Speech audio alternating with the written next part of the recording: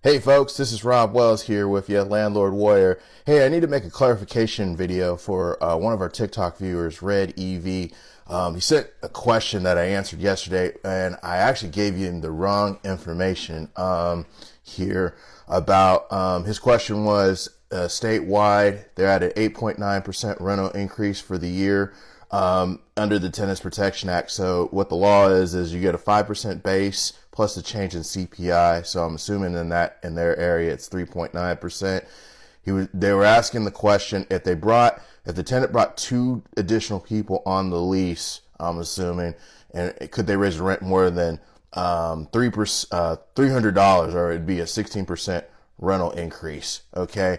Initially I said yes, and I forgot, under the Tenants Protection Act, the eviction control portions of the TPA are under Civil Code Section 1946.2.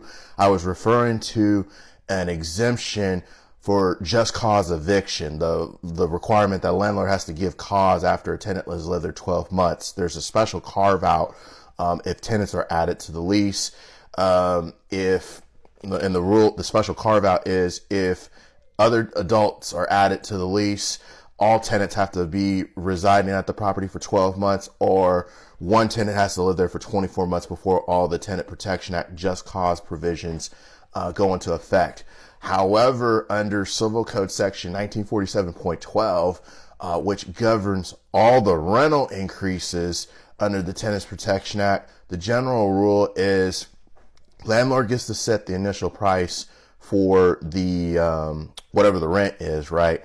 But they can't raise the rent no more than 5% plus the change in CPI in any 12-month given period. Basically, you can raise the rent no more than twice after the initial rate is set, unless you're exempt, of course, right? But the catch is there is no special carve out under Civil Code Section 1947.12. So for this questioner's, the answer to that question is, unless you're exempt from 1947.12, you couldn't raise the rent more than 5% plus the change in CPR, that 3.9% in this case. I haven't checked the charts in that area because I don't even know what area it is, but I'm assuming that's all right. Okay. There's only, I think, 6 exemptions under the Tenants Protection Act for rental increases. It's basically housing restricted by deed, regulatory restriction, and an agreement with a government agency, dormitories owned by an institution of higher learning. Let's see, housing subject to rent or price control. That kind of doesn't really count. That kind of excludes you from the Tenants Protection Act. Houses issued a certificate of occupancy within the last 15 years, aka new construction, basically.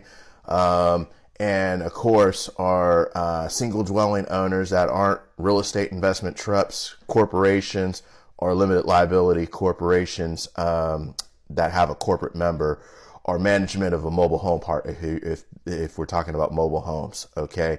So, and then the last one, the major one, would be an owner-occupied duplex, basically, that and the tenancy started basically when the owner maintains a principal place of residence.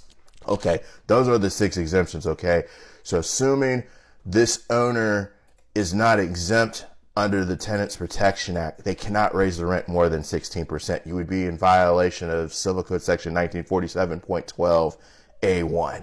Okay.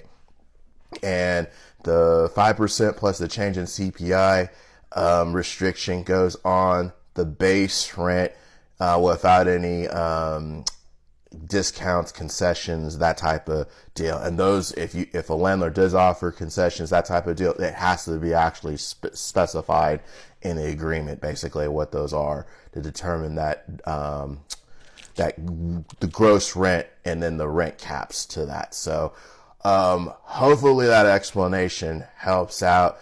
Sometimes from time to time, I forget about 1947.12, kind of interchange, blend them in. I deal with mostly just cause eviction. So, hope that helps. If you got any questions, put them down below. Until next time, folks, I'll talk to you then. Thanks.